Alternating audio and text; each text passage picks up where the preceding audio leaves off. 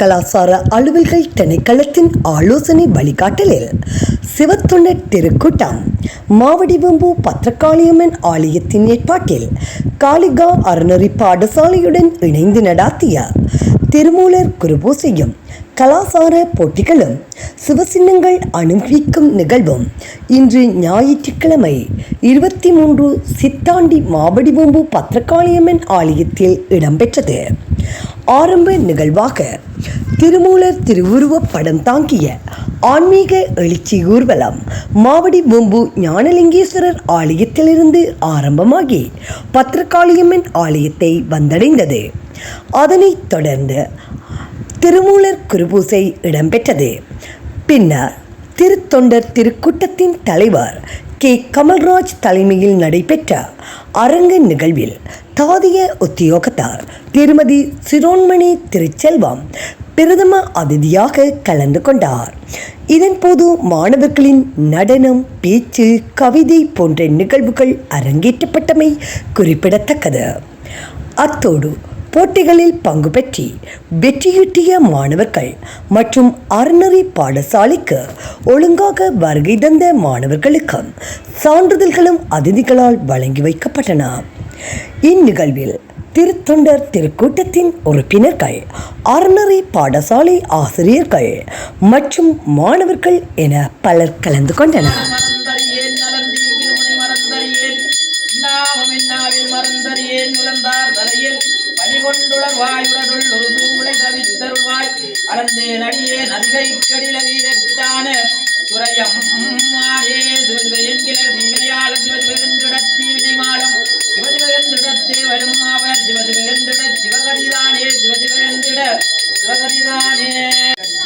ஆளாத்தி கனி கொடு காட்டி மகிழ்ந்தனன் போற்றி போற்றி.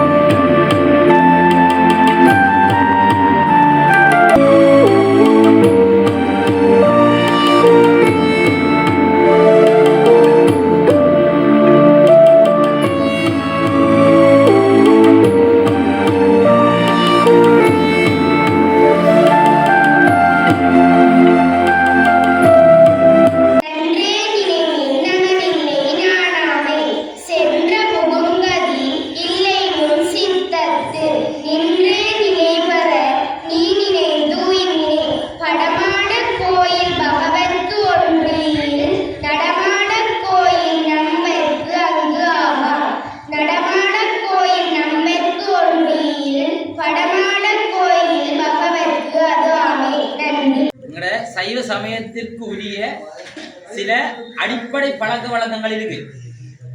அதாவது நாங்க அம்மான்னு சொல்லித்தான் அடுத்த அக்கா அப்பா மற்ற விடயங்களை நாங்க சொல்ல வேண்டியிருக்கு. நாங்க பிறந்த உடனே கதைக்க பழைய என்ன சொல்றாங்க அம்மா. அது மாதிரி எங்களோட சைவ சமயத்தில் இருக்கிற எங்களுக்கு சில அடிப்படை பழக்க வழக்கங்கள் இருக்கு. அந்த பழக்க வழக்கங்களை நாங்க கை கொள்ள வேண்டும். சரியா? அப்படி கை கொள்ள வேண்டிய பழக்க வழக்கங்கள் என்னன்றதுதான் நான் இன்றைக்கு உங்களுக்கு சொல்லித்தர போறேன். சரியா? அதாவது நாங்க எல்லாரும் அறநெறி மாணவர்கள். நாங்க எந்த இடத்துல போனாலும் எங்களோட பழக்க வழக்கத்தை வச்சுக்கொண்டு இவர் ஒரு அறநெறிக்கு போற மாணவர் அல்லது ஒரு அறநெறிக்கு போற பிள்ளைன்னு பார்க்குறவங்க சொல்லணும். அப்படியான பழக்க வழக்கங்களை நாங்க கடைபிடிக்க வேண்டும். அதுல முதலாவது நாங்க செய்ய வேண்டியது மாதா பிதா குரு. அடுத்தது தெய்வம். நாங்க எல்லாம் என்ன செய்யணும்? மாதாவை வணங்க வேண்டும்.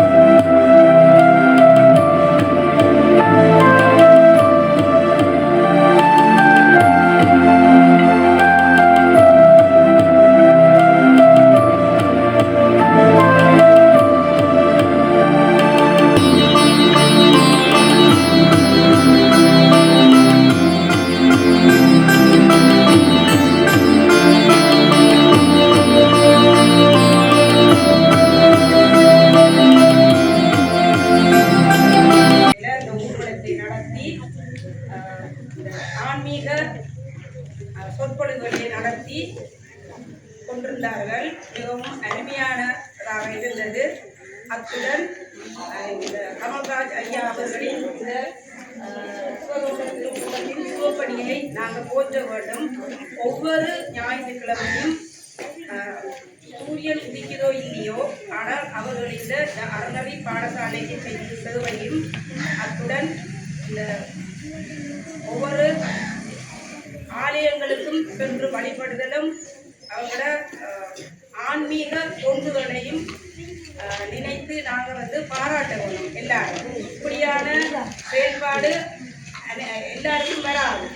ஒவ்வொருத்தரும் நாங்கள் பிறந்தோம் வளர்ந்தோம் பிறந்தோம் என்று இல்லாமல் நாங்கள் ஏன் நாங்கள் பிறந்தோம், என்னத்துக்காக பிறந்தோம், ஏன் வாழ்கிறோம் என்று நாங்கள் யோசிக்க வேணும். இப்போ நீங்கள் எல்லாரும் சிறார்கள் எங்களுக்கு ஒரு இலக்கிற்கு பழக்க வழக்கங்களையும் பண்புகளை பற்றின சில விடயங்களை கூறுவதற்கு நான் முயல்கிறேன்.